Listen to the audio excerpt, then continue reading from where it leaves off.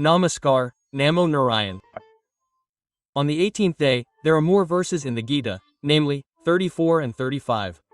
We have reached verses 34 and 35, and I also read your comments.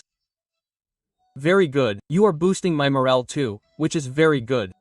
But please share it further, spread it further, so that the Gita spreads throughout the world.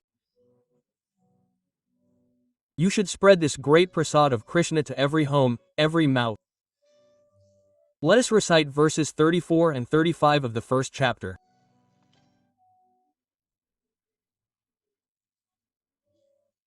Acharya Putra Tathavacha Pitamaha Madalasura grandson Shala Tathan.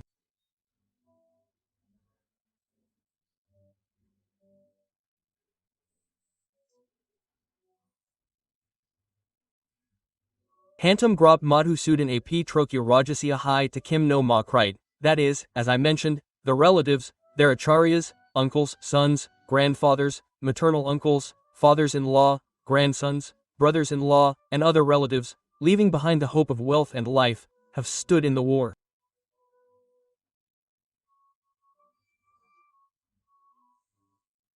Arjuna says, O Madhusudan, even if they kill me, or even for the kingdom of the three worlds, I don't want to kill these people. I don't want to kill them. What more can I say for this earth alone? Do you understand? Quote. Arjuna is asking Krishna to kill him. Even if they kill me, it's fine. Or even for the kingdom of the three worlds, I don't want to kill these people. Quote. All preparations for war are complete. An 18-armed army is standing. Everything is at stake. The entire culture of Kurukshetra is standing on the battlefield. And the main thread will play a decisive role in this war. He is saying, I don't want to fight now. Later, he will clearly say, I don't want to fight. These circumstances are not, however, prudent, but Arjuna has become so prudent. Arjuna has become wise. You will see in the verses that follow, and when you listen to them, Krishna rebukes him in the way he is called.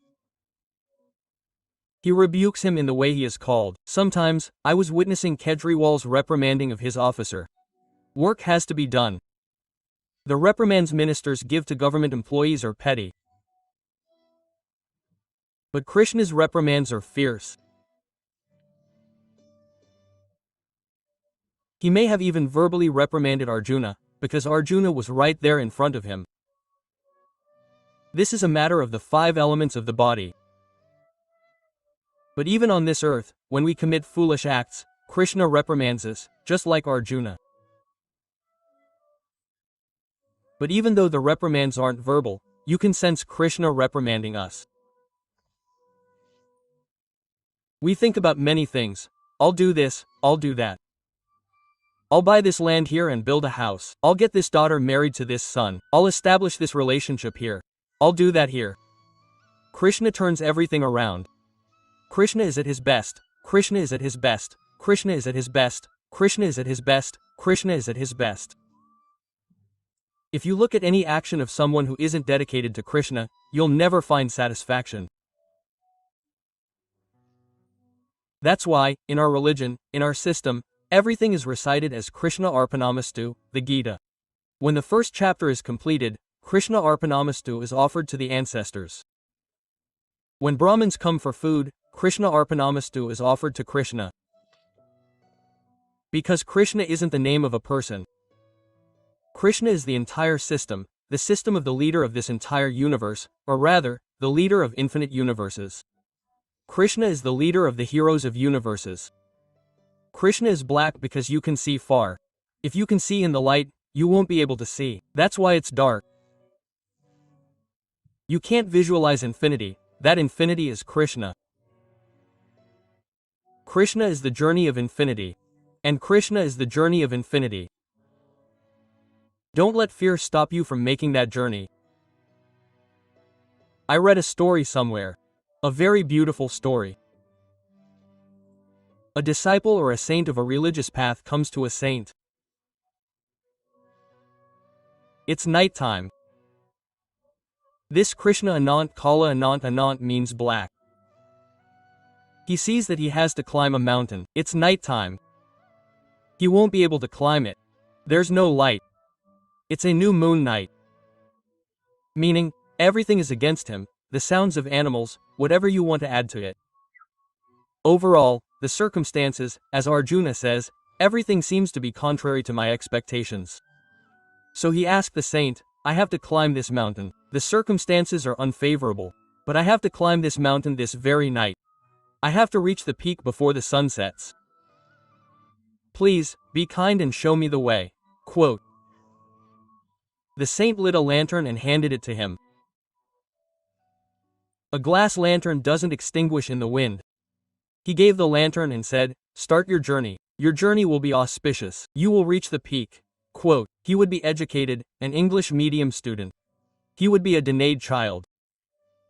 Because denied children don't have much knowledge of practical life. Those who have seen poverty, struggled, earned, acquired something, understand the value of life. Those who are born pauperds, you have everything spoon-fed to them. He had reached the summit. He said, Maharaj, how can I reach the summit in this night with this lantern? The lantern's light is lost. It's hardly 10 feet, and how can a mountain be so high? The saint imparted wisdom. Look, any journey begins with the first step. Tell me, when you start a business, you don't become Dhirubhai Ambani from the very beginning. Dhirubhai Ambani also had to travel.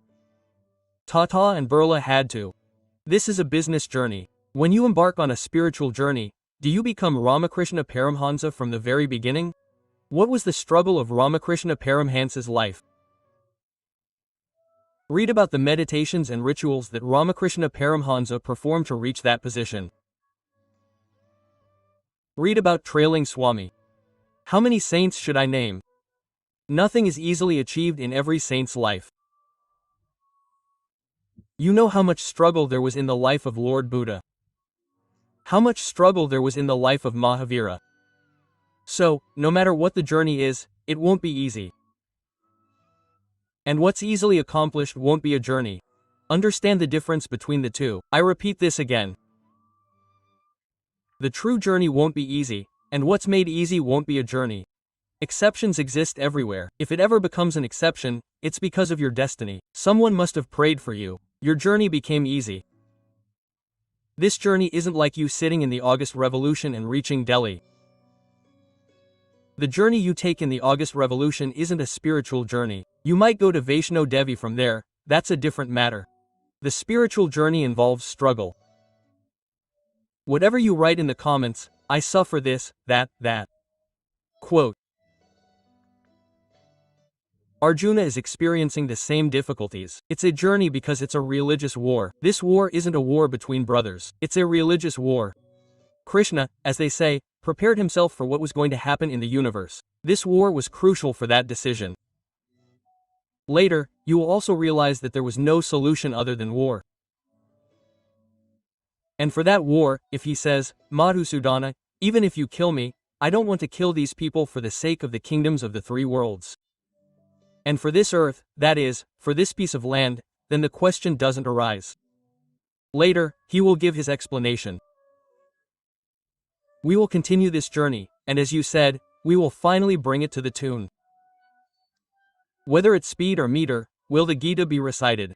Look, you are going to complete the first chapter very quickly. There are only 47 verses in the first chapter, and today we have completed the 35th verse. That means, 12 verses remain. Within 6 days, your first chapter will be complete. You will be able to lick the saras, sing it, and read the Gita. Come, let's practice that tone and meter with me.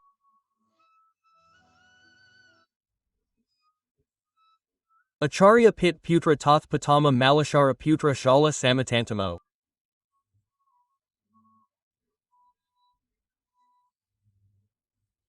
Madhusudan Appa Trokyo Rajasado Kimo Maha.